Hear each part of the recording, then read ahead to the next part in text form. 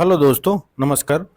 दोस्तों, आज हम जानेंगे कि अगर आप किसी कंपनी में काम करते हैं या आप कंपनी में काम करते हैं, कॉन्ट्रैक्टर में काम करते हैं या कैजुअल काम करते हैं, लेकिन अगर आपका ईएसआईसी करता है, तो कौन-कौन सी स्थिति में आपकी नौकरी छूटने के बाद भी आपको पैसे मिल सकते हैं या पगार मिल सकती है।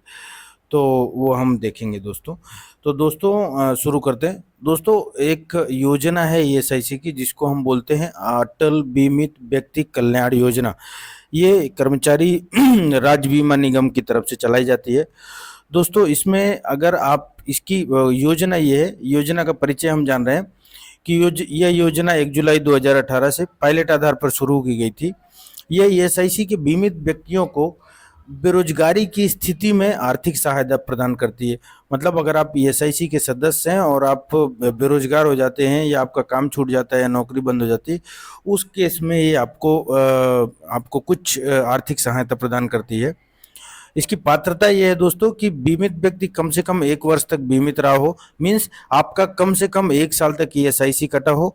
बेरोजगारी से पहले 12 महीनों में कम से कम आपने 78 दिनों का अंशदान किया हो।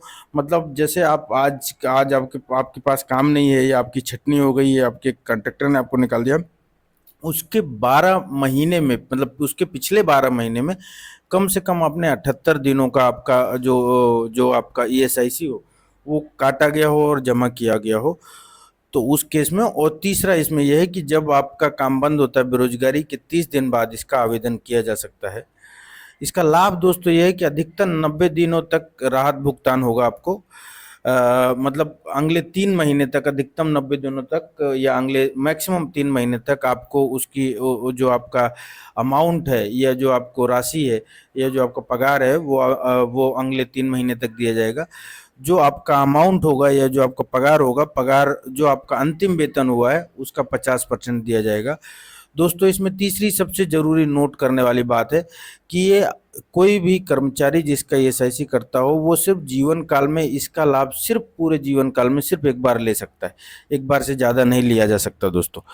इसके बाद दोस्तों, इसकी आवेदन की प्रक्रिया कैसी है इसका हम जानेंगे। तो ईएसआईसी शाखा कार्यालय में जाके आपको आवेदन करना है या आप ऑनलाइन वेबसाइट पर भी जाके कर सकते हैं। लेकिन चूंकि ऑनलाइन करने में अगर आप नहीं है सक्षम, तो आप ईएसआईसी शाखा में भी जा सकते हैं।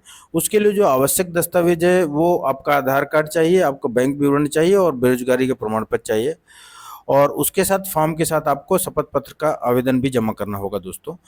जैसा हमने पीछे भी बताया आपको कि इसकी जो मैक्सिमम अवधि है या जो मैक्सिमम टाइम पीरियड में आपको मिलने वाला है वो अधिकतम अगले 3 महीने या 90 दिनों तक वो राहत दी जाएगी। और वो राहत शुरू होगी जब से आपका जॉब छूटा हो उसके अगले 30 दिन बाद से ये राहत शुरू होगी। तो दोस्तों, आज हमने जाना